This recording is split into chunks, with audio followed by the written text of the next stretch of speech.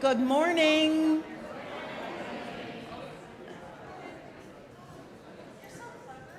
Good morning. That means settle down. There's so much excitement on the first day of school, right? It's not really the first day of public schools, but it's the first day of religious education at River Road. So I'm so happy to see so many families back. Welcome home. I am the Reverend Connie Simon, and I am your interim minister in year 2 of 2. And this morning, I'm your worship associate. If this is your first time here in person, welcome. We're glad to see you. Stop by the welcome table so you can get to know us and we can get to know you, and we can get you connected and answer any questions you may have. That's right outside. If you have a particular joy or sorrow or something that's on your heart, we have candles at the front and the back of this space. At any time during the service, feel free to come up and light one. We'll have coffee hour with some lovely treats and refreshments in our fellowship hall after service, which is out this door and just down the hallway. Just follow folks over the bridge.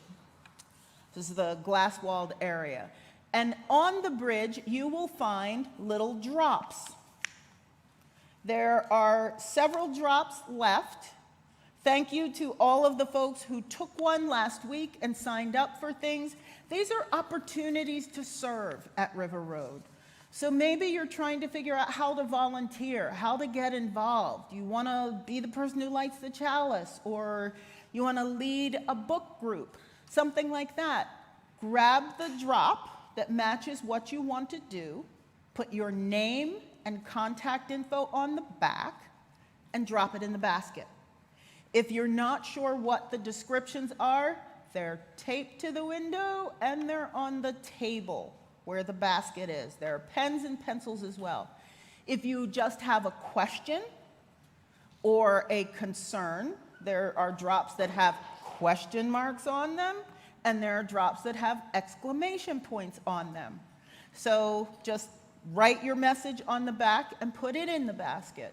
This past week, staff and I went through the ones that we have received, and we've responded to almost everybody who completed a drop last week, and we'll keep doing that this week. There are plenty of opportunities to serve.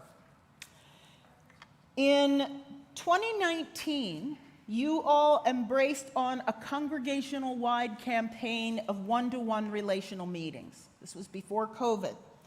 A lot has happened since then, and the Action in Montgomery, or AIM team that sponsored that, would like to embark on a repeat of that very successful endeavor. This campaign is designed so that you all can make meaningful connections with one another through conversations. If you join this campaign, you'll commit to participating in at least 3 45-minute one-on-one meetings with River Roaders. Now, I've already had people say, but I don't want to be forced to do it at a specific time, or I don't want to have to come to the church, to the space to do it. You all decide when and where you have the conversation. Repeat after me. You all decide when and how you have the conversation. So you may choose to do it by Zoom, by phone, you may choose to meet here, or at Starbucks. It's totally up to you. We'll have all the names of the people who want to participate in a fishbowl, and you'll pull out a name, and that's who you talk to. Conversation should happen between September 28th and December 31st. You decide when and where you want to have the conversation. So on the 26th, Cynthia Marshall, who is the executive director of AIM, will be here to co-lead the service with me, and then she'll do training on this process in the afternoon. We have space for about 30 people to attend. So if you want to be in the training, please sign up using the link that's in the e-weekly, okay? And there will also be sign-up cards in the fellowship hall. Thank you for that. And game nights are back. The first game night of the year is next Sunday from 5 to 8 in Fireside. There will be a fire pit, not with fire in Fireside, outside, I hope. I hope. But there will be s'mores and lots of fun to celebrate the equinox. Lastly, on September 22nd at 7 p.m., the Cedar Lane UU congregation will be welcoming Wentzler Nosey, senior of Apache Stronghold, who's been at the heart of the struggle to protect Oak Flat. We just got this information just a couple of days ago after the e-weekly was published, so we're going to put it in the e-weekly this week. Be sure to register ahead of time if you'd like to attend that. Again, it's Monday, September 22nd at 7 p.m. There's a lot going on here. For more information on all the stuff that's happening or about River Road or the search process or any other questions you have, please visit our website at rruuc.org.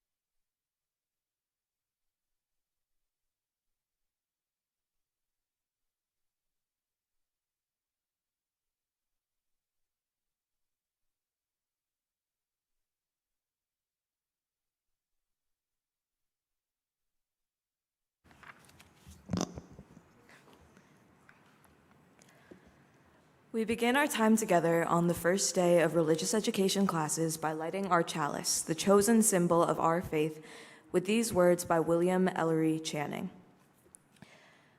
The great end in religious instruction is not to stamp our minds upon the young, but to stir up their own, not to make them see with our eyes, but to look inquiringly and steadily with their own, not to give them a definite amount of knowledge, but to inspire a fervent love of truth, not to form an outward regularity, but to touch inward springs. Not to bind them by ineradicable prejudice to our particular sect or particular notions, but to prepare them for impartial, conscientious judging of whatever subjects may be offered to their decision. Not to burden the memory, but to quicken and strengthen the power of thought. Not to impose religion upon them in the form of arbitrary rules, but to awaken the conscience, the moral discernment. In a word, the great end to awaken the soul, to excite and cherish spiritual life.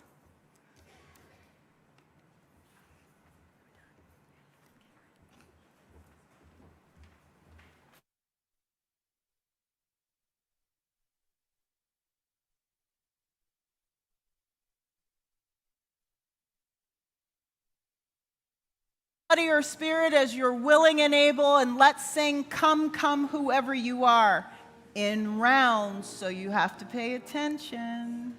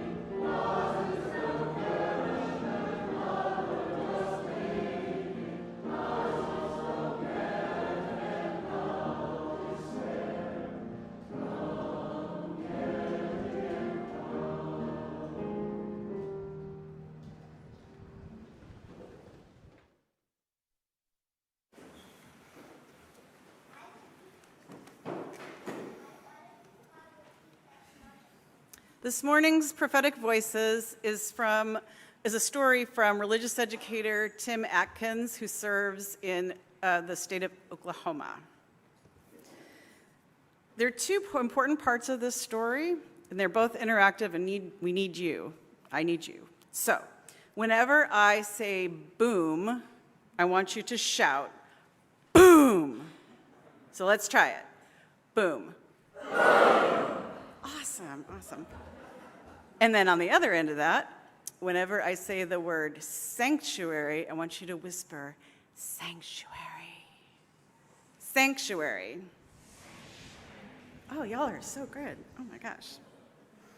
So once upon a time, there was a girl who was wandering around looking and trying to go to her friend's house, and it started pouring down rain, and there was a really loud boom.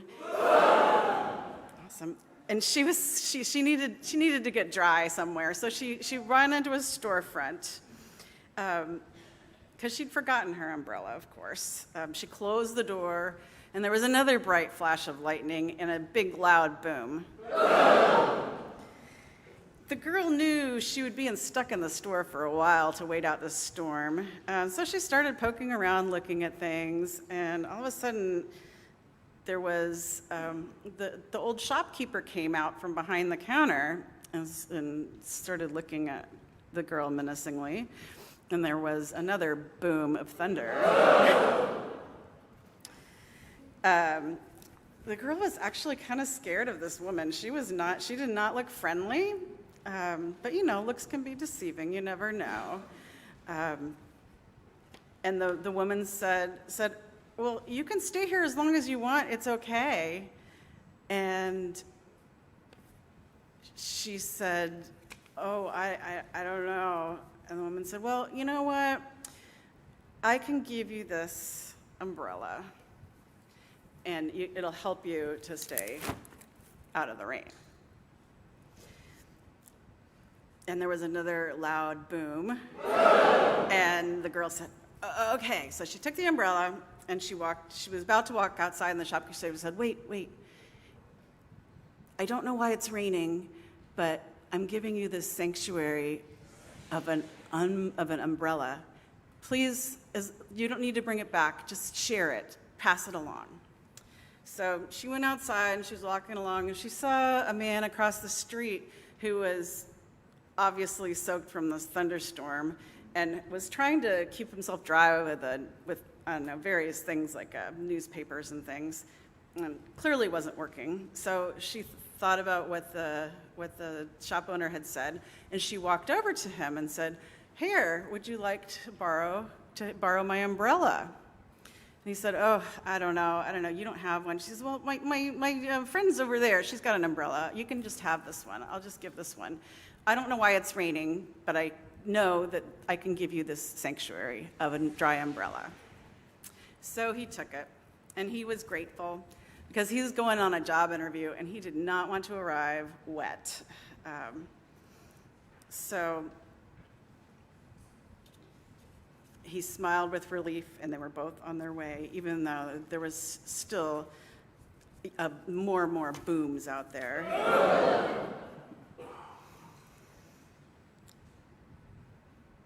Well, I can tell you that the man got the job that he went to interview on, and there were more thunderstorms out there, but he remembered this little girl and her message that, "I don't know why it's raining, but I know that I can give you this sanctuary of an umbrella." So with his new job, he was able to afford to, and he bought several umbrellas. So every time he went out and saw people raining in the thunder, getting wet in the thunderstorm, and with all those loud booms out there, he would give them an umbrella and say, "I don't know why it's raining, but I know I can offer you this sanctuary." Pretty soon, everyone in that town had their own umbrella, and they all had extras too, so that every time someone new to the town came and got stuck in one of those thunder boomers, they would be told, "I don't know why it's raining, but I can offer you this sanctuary."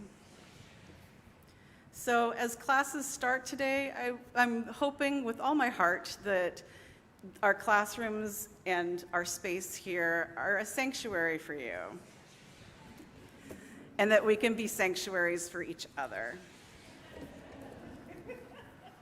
And now, I'd like to dismiss the children and youth and their teachers to class. If you are in elementary school, you go out those back doors and downstairs. If you are in middle school, you go out the doors and upstairs.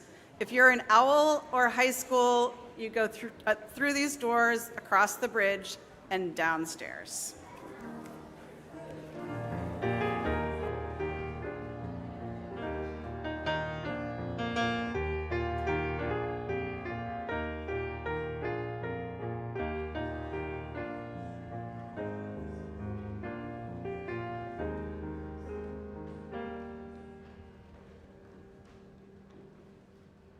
Boom. Okay. I like that. Oh, friends, here we are again. Here we are in another week. Another week that has been filled with stuff. That has been filled with yet another shooting in a school. Yet another public shooting. Whether you liked or didn't like Charlie Kirk, he was killed this week. Violence is never justified or a good thing. Let's put it that way. It's never a good thing. And we look around and we say, oh, again. From our reading last week, I told you about that one line that I like in the reading, is, oh, love, what am I to do with this? Now I think you understand why that's a common refrain for me. What are the things that are on your hearts this week?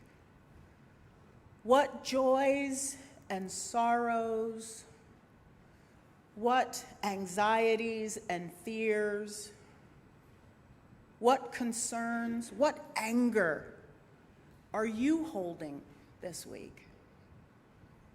What is it that's on your heart that you'd like to give over to love this week? I invite you to speak it now.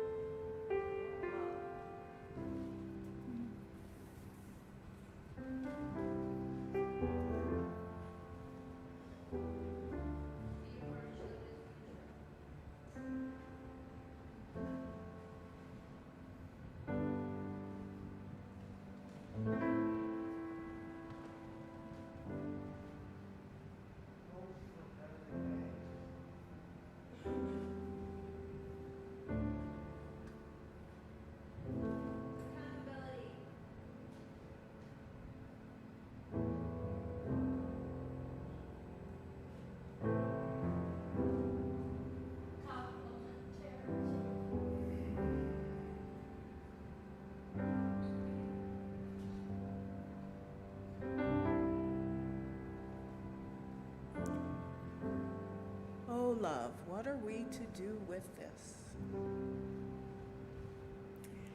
I share with you a prayer from Laura Riordan Berardi.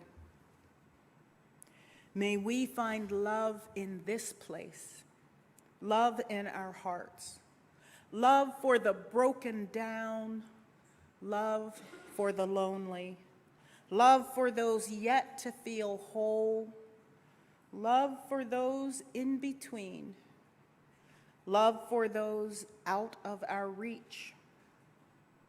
May we find love, add love, and be love in this world. For all we have named, for those whose names we do not know, and for those whose names are carefully guarded in our hearts, let us now pause for a moment of silent meditation, reflection, or prayer, after which we'll sing, "There is more love somewhere."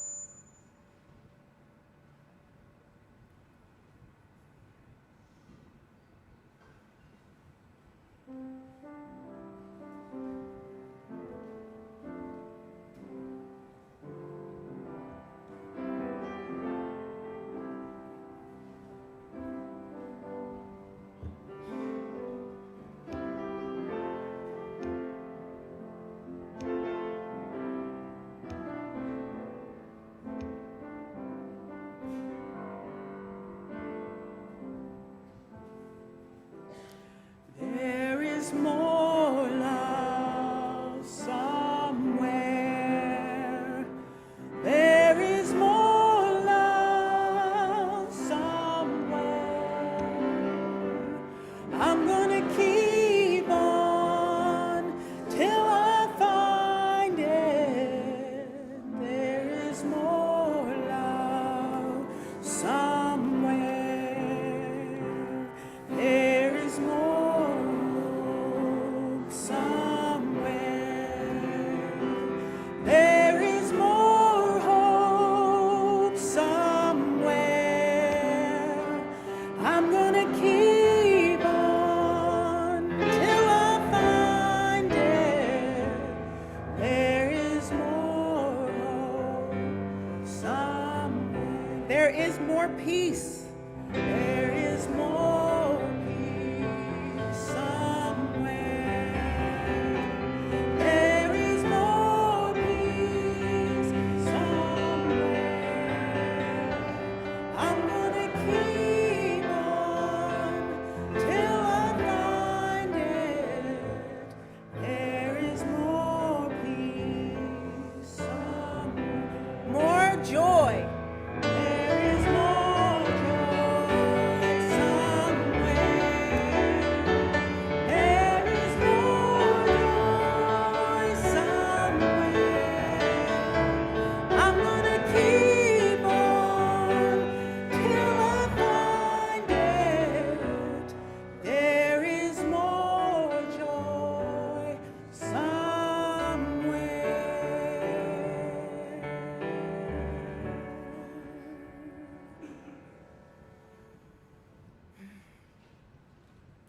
I truly believe to the depths of my soul that there is more love somewhere.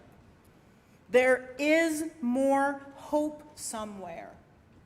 There is more peace somewhere. And there is surely more joy. And this is one of those times when I get to experience some joy. As interim ministers, we come and we go, and we don't often get the opportunity to see people twice. But this morning, I am delighted and joy-filled to be able to introduce Kenneth Ward again this year. Kenneth is the Executive Director of College Bound, and he is here to share a message to us today of love and joy and hope. Welcome, Kenneth Ward.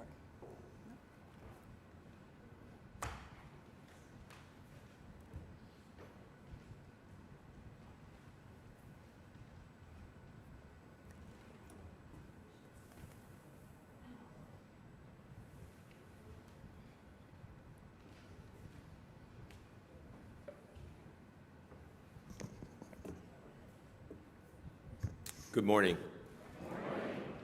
Good morning. Thank you. Boom. Yes. River Road, it is always a blessing to gather here in community. As I've gotten older, I understand some of the things that the elders would say to me as a child. And one of the things they would say is, when someone would say, "It's good to see you," they would say, "It's good to be seen and not viewed." And it meant nothing to me as a child, and it means everything to me now as an adult, because we can't take any of this for granted. And as I see you, I'm glad to see you and not viewing you. So I'll leave that there. Some of you will reflect on that on the way home. I'm really grateful that Tylena, Miss Anaya, and I'm so glad to see you, Lydia. Lydia texted me and she said she was late, but I saw it probably like 20 minutes after she'd already gotten here. So you were here much longer than I thought you were here, so I will not chastise you. But you owe me a makeup session. But in this space this morning, we can leave behind the rush and the noise of the week, and this has been a very noisy week. Here we can breathe, we can reflect, and we remember that we do not walk this journey alone. Today I want to reflect on some of the challenges we face as Americans, the crises that we see around the world, and most importantly, the hope that we can create together. And hope that is not an abstract, but grounded in what we choose to build through community and through organizations like College Bound. The challenges we face, is the slideshow showing? It is, because I don't see it here, and I thought I'd see it here. Thank you. The challenges we face, and we can all agree that we're living in some difficult situations. But in America, I think we see a widening divide. We see things that are happening. We see families facing economic pressures that make achieving any type of stability almost impossible. We see families that are being ripped apart and fear that is running rampant, especially in Washington, D.C. This morning on the drive out, I was listening to the number of billions of dollars that are being directed towards deportations while we're cutting funds for social services and education. I think young people are being burdened with anxiety about their future. They're facing challenges with climate, violence, and whether they will have opportunities to truly thrive. We know that since COVID, mental health issues with our young people has risen exponentially. And beyond our borders, we see wars displacing families. We see famine, man-made famine. We see communities devastated by natural disasters. We see hunger in so many places and excesses in other places. These global crises should remind us that we're not isolated. When there are fires in Canada, the smoke does indeed come into the U.S. We are woven into the spirit of humanity. And in the words of Dr. King that are more relevant today than when he wrote them in 1968, and the title of that sermon was Remaining Awake Through a Great Revolution. Dr. King was woke, I guess. And the quote is, "We must learn to live together as brothers, or we will all perish together as fools. We are tied together in a single garment of destiny, caught in an inescapable network of mutuality. And whatever affects one directly affects all indirectly. For some strange reason, I can never be what I ought to be until you are what you ought to be." And just to think this week, a man who spewed hate and discord was killed, and some people are trying to compare him to Dr. King.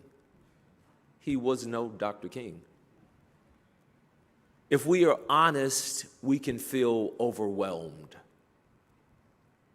The world feels heavy, but in moments like this, our faith, our traditions, and our communities call us to remember that despair is not the final word. I'm sure many of you know the story of seeds. In the Gospel of Matthew, Jesus offers this parable. The kingdom of heaven is like a mustard seed, which a person took and planted in a field. And though it is the smallest of seeds, yet when it grows, it is the largest of garden plants and becomes a tree, so that the birds come and perch in its branches. I love this story because it is about transformation. It is about how something small, something that could be overlooked, like many of us sometimes are overlooked, it can grow into something mighty, something that provides shelter, rest, and life for others. Sanctuary. That is what hope looks like. It begins as a small seed. It begins as a mentoring session, a word of encouragement, a scholarship, an open door. And when tended with love, those seeds grow into strong, rooted lives that give back to the world. There's a word of wisdom from Africa. There's an African proverb that says, "It takes a village to raise a child." We often quote this line, but let's pause to consider what it really means. It means that no child is raised by their parents alone. It means that every voice, every hand, every mentor, every elder, every teacher contributes to the making of that life. It means that community is not optional, it's essential. And my friends, if there's one thing our times are teaching us, it is that this village, our communities, are fragile. Too often, young people are told they are on their own. They often are left without the guidance or resources that they need. And yet, if the village does not stand, the child cannot flourish. This is why the work that we do at College Bound matters. We are one part of this village, one part of this community. We plant seeds of hope. We surround our young people with the care, the guidance, and the opportunities that they need to grow. Building this village, and this is what College Bound looks like. Through our academic mentoring program, students meet regularly with mentors who help them with their academics. But more importantly, these mentors, these adults who volunteer like Chris, they remind them that they're capable, they're brilliant, and they're not alone. Our virtual mentoring program, which was started over a decade ago by a $100,000 grant from the Many Hands organization, a group of 100 women who give $1,000. They pool their resources. They find great organizations like College Bound. They give us the money, and it transforms our organizations and the lives of the students that we work with. Through our virtual mentoring program, we stay in touch with all of our students when they go to college. We visit each of them. We sit down with them, Anaya, to make sure that they're okay.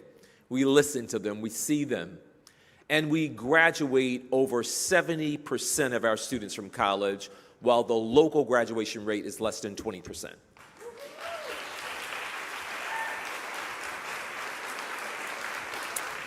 The seeds, those women, $83 a month for a year, $1,000 each, 100 of them. That seed creates these wonderful trees. We sponsor junior and senior retreats where young people can step away from the noise of their daily lives and their digital devices, and they have time to reflect, to dream, and to prepare for the next stage of their journeys. We sponsor fall and spring college tours. The fall tour is a one-day tour. The spring tour is a 4-day tour.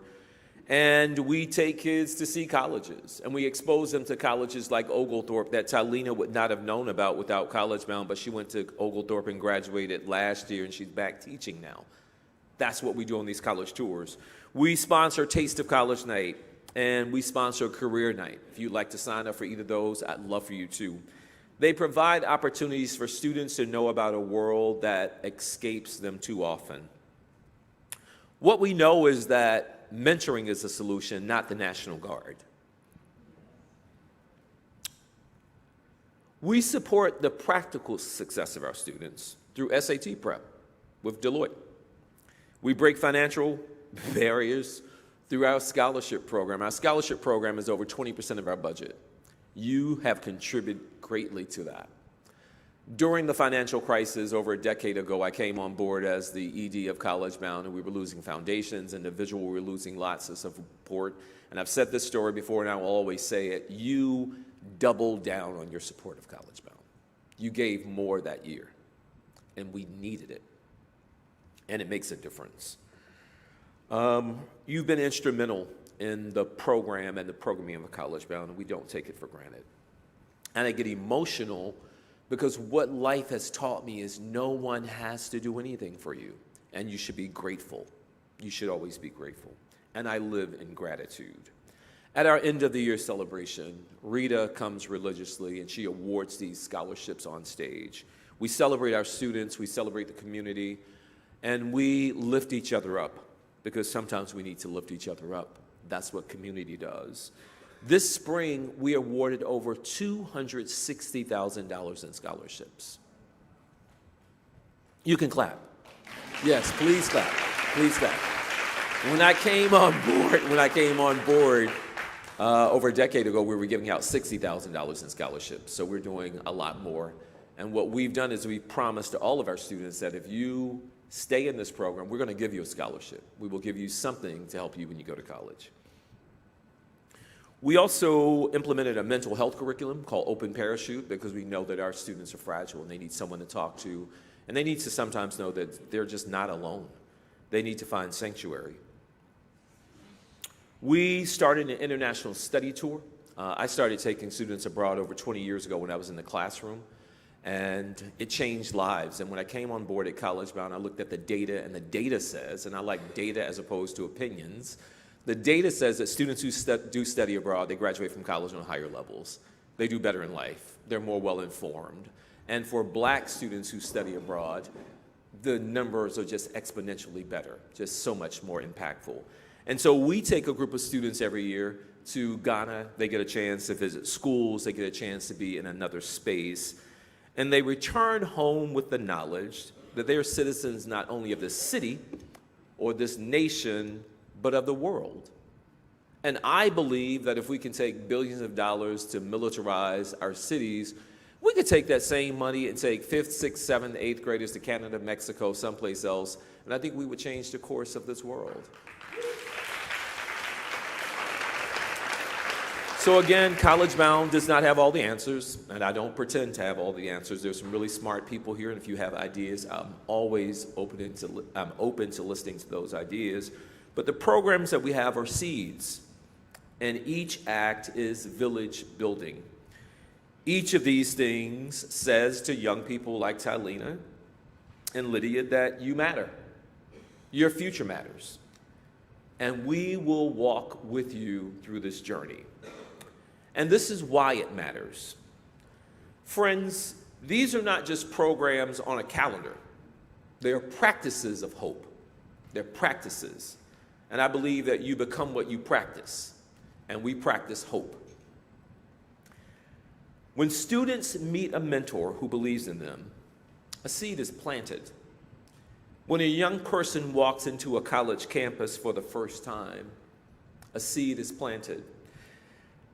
When scholarship money or long-delayed financial resources are secured for students, a seed is planted.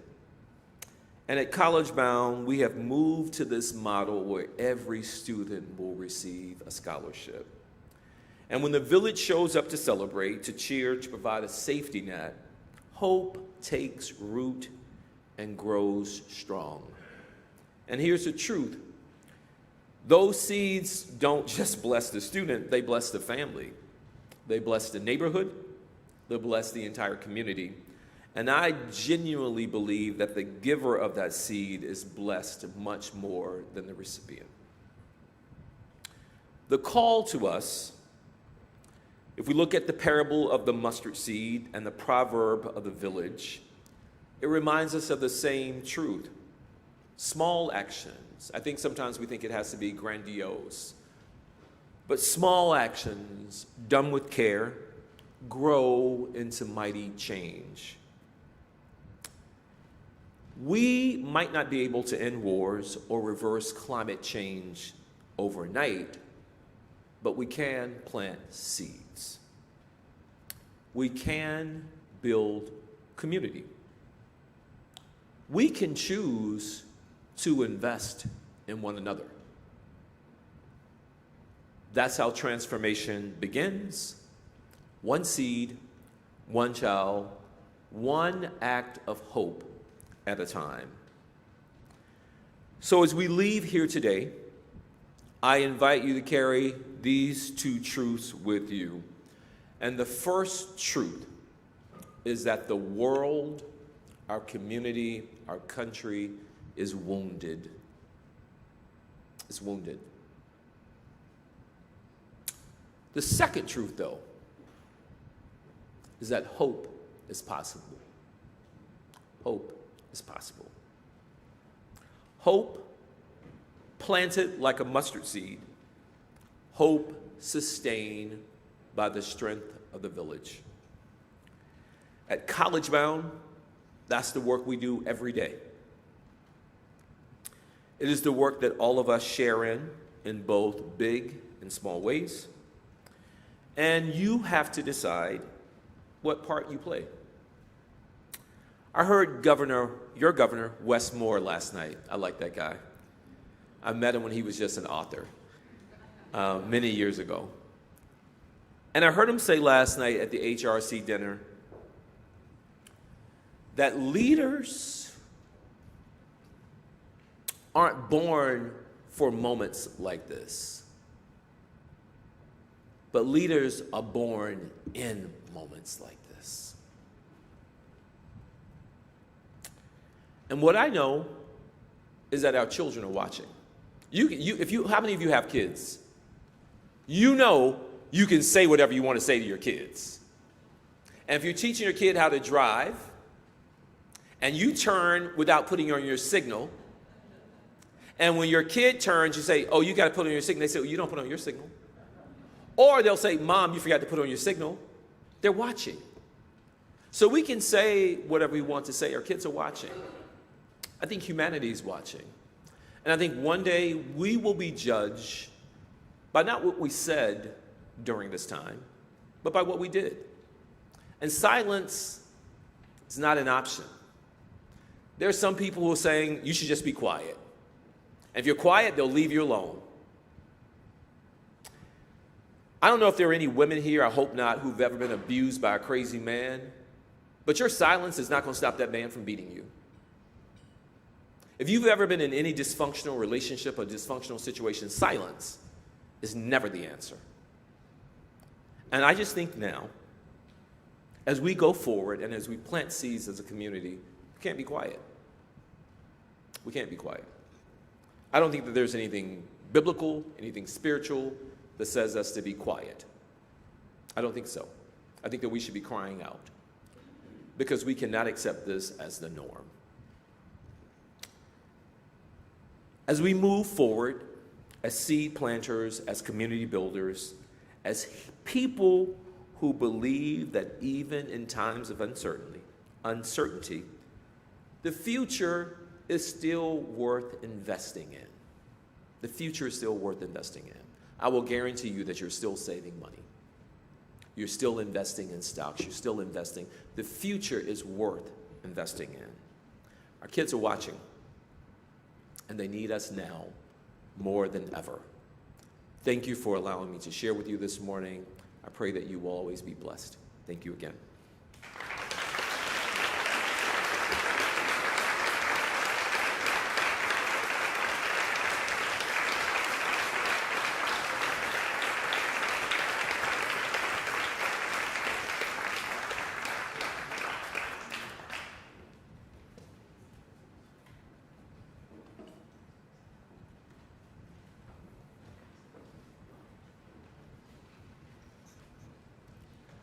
Hi, I'm Chris Ladd and a longtime member of River Road.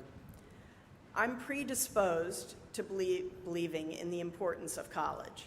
My husband Christopher just retired this year from 34 years of teaching adults English as a second language in DC and at local community colleges. His father was a professor of education, teaching teachers in the South during the Civil Rights Movement. Christopher's grandfather was a professor of divinity. My father was a professor of biomedical ethics and came from a long line of rabbis. And on my mother's side, my grandfather and great-grandfather were both professors in colleges in the Midwest and West, teaching respectively mechanical engineering and physics. We believe in education. But when my oldest daughter was applying to college in 2006, I found the application process confusing, opaque, and difficult to navigate. With the help of a college coach, she sorted it out, taking tests, writing essays, filling out applications, and in the process began to figure out her personal goals and dreams.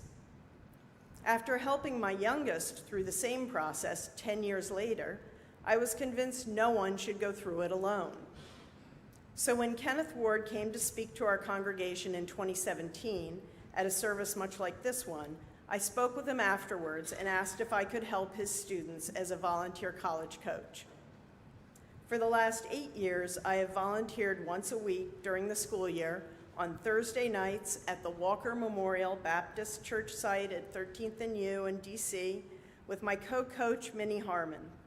Every week, it's a joy and a blessing to work with college-bound students as they prepare and take the SAT, develop college lists with the help of their mentors and family, apply for scholarships, apply for more scholarships, and write their own story.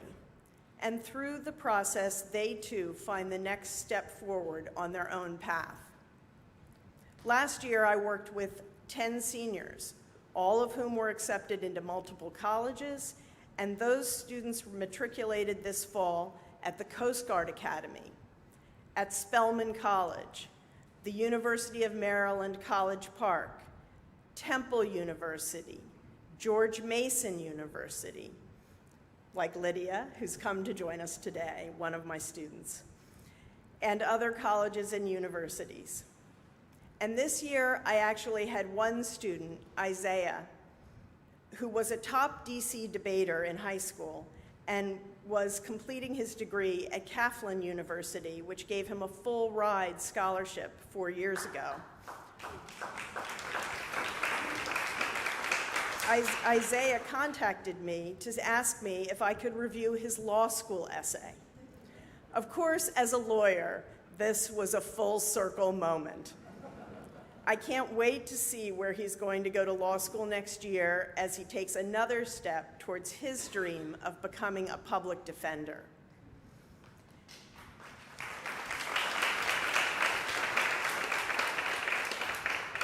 As you've heard, College Bound supports students as they prepare for college and throughout their college experience. Every student who completes the College Bound program receives a scholarship. And for more than 30 years, our congregation at River Road has supported the College Bound program by providing some of those scholarships. Currently, we provide 4 scholarships each year through the College Access Fund. 3 to the college-bound students, and 1 to a student from Mentors, Inc. at Kid Power. Each scholarship is a 4-year commitment we make to a student to provide $2,000 a year for books and other expenses such as travel or tuition. We currently provide scholarships to 16 students. Thus, each year we need to raise $32,000. We can be proud of the role RRUUC has played for so many years and continues to play, supporting local high school students so that they can accomplish their goals and dreams by attending and graduating from college. So today I ask you to help support DC students with financial needs by giving generously to the RRUUC College Access Fund. And if anyone is interested in joining me at Walker Memorial or volunteering at another site, please reach out to me or to Mr. Ward. It's a joy to be part of the college-bound community. And now, how to give of your resources.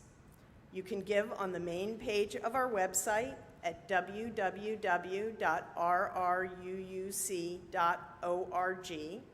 Click the blue Give Online button on the homepage. You can also text to give. The text to give number is 73256. So text RRUUC and the amount you'd like to give to the number 73256. You'll receive a link to complete your donation. Thank you for sharing your time, your talents, and your treasure.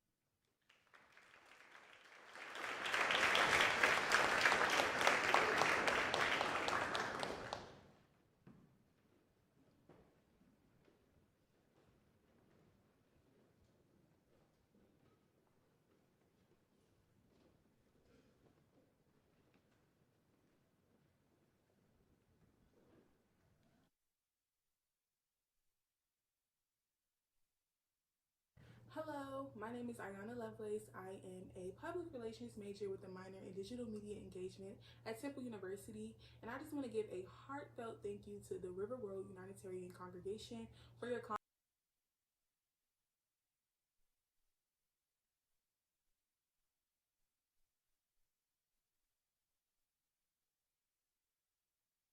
Hello, my name is Ayana Lovelace. I am a public relations major with a minor in digital media engagement at Temple University, and I just want to give a heartfelt thank you to the River Road Unitarian Congregation for your constant support and kindness to students like me through scholarship. Because of your kindness through scholarship, I'm able to focus and thrive academically on campus, as well as pursue professional opportunities within my major without the burdens of financial stress and just be able to enjoy my college experience. So I just want to say thank you again for your constant support and kindness to the college.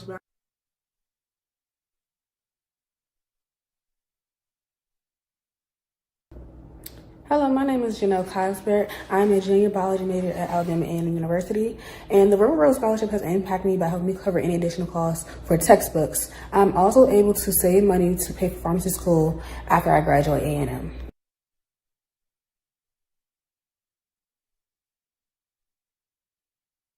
Hello there, my name is Joanna Antwi. I am a third-year nursing student at the Catholic University of America.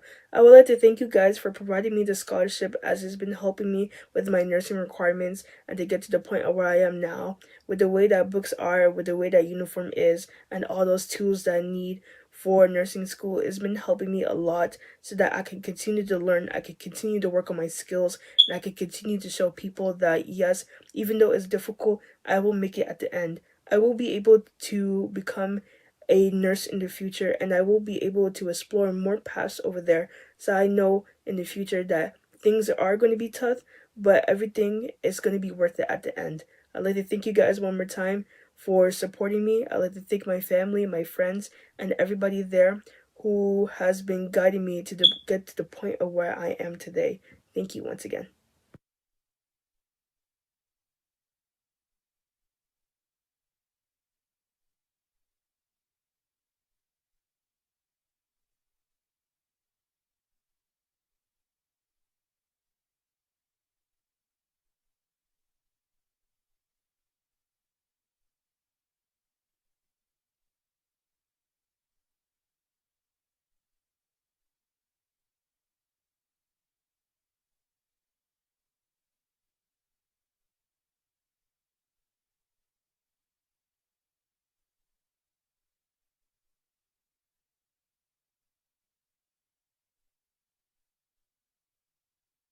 Hello, my name is Yvonne Sharif, and I'm a current senior at George Washington University studying Information Systems and Technology Management. I would like to thank the River Road Scholarship Committee for giving me my scholarship, as it has guided me throughout the years, pay for different finances for school, such as books and supplies. The scholarship has helped guide my career path into becoming a technical professional. And again, I would like to give my heartfelt thanks to the River Road congregation.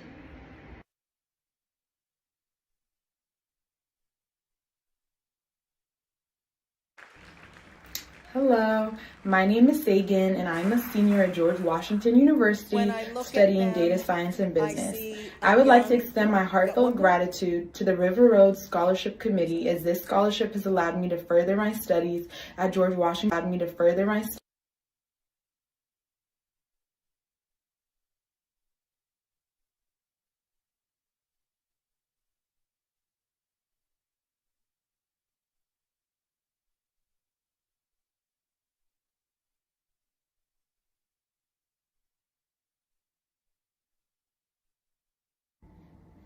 Hello, my name is Sagan, and I'm a senior at George Washington University studying data science and business. I would like to extend my heartfelt gratitude to the River Road Scholarship Committee, as this scholarship has allowed me to further my studies at George Washington University without worrying about any financial barriers. Additionally, it's allowed me to invest in my studies and becoming a future analyst or consultant. Thank you.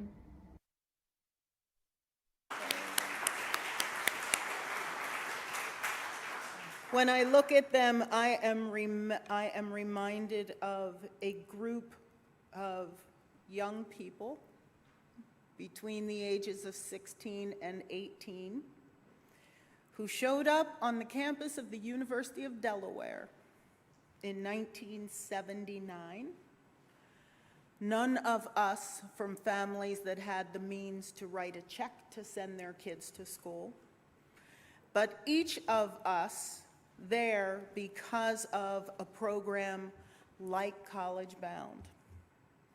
I was the 16-year-old in the bunch, the youngest one in the group, and even now, lots and lots of years later, I am so grateful for that experience. And I have stayed in touch with a few of the folks from 1979 at the University of Delaware. And it's interesting that we have all gone on to different lives, but none of us would have made it through were it not for a program like that, were it not for programs like College Bound. So please, if it is within your means, please share your time, your talents, and your treasures with these young minds, because everybody needs a little help sometime.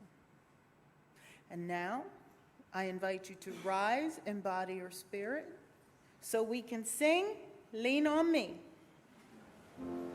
I'm gonna challenge you to clap this week, so I hope you're ready.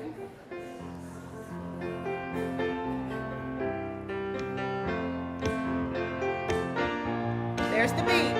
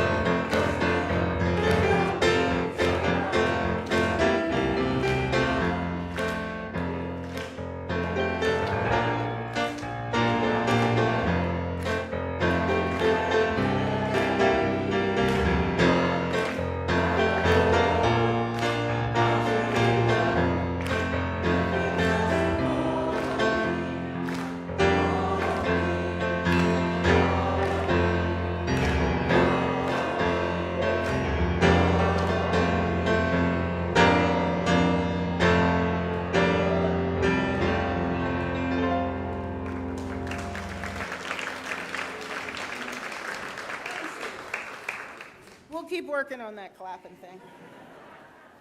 I got another whole year here. We'll get it. We'll get it, I promise. Our Unitarian Universalist principles and values call us to live our lives aloud, not alone, and encourage us to be open-minded, open-hearted spiritual communities, helping people lead lives of justice, love, learning, and hope. Here's something you can do to live your values in the coming weeks.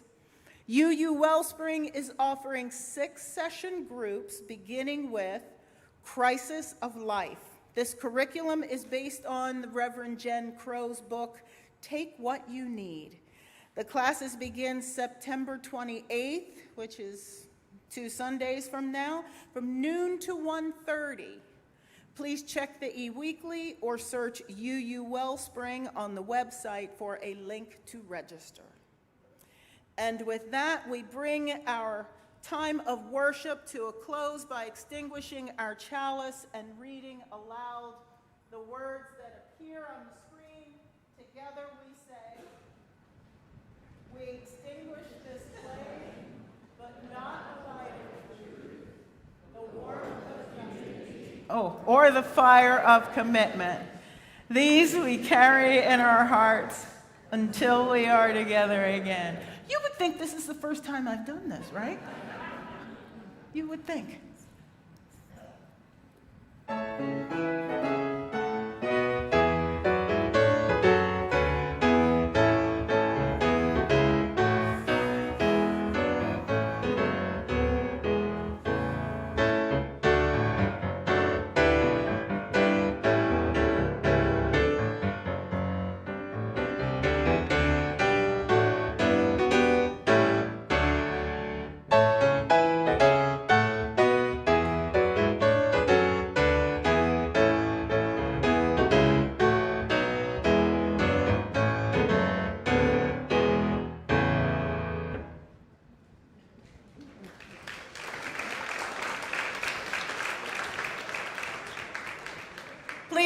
Please pause for one moment. I have a benediction for us. This is our calling by D. Scott Cooper. As we prepare to leave this space, remember, the world aches for us to join together and bring about healing. Toil for justice and produce ever-increasing love.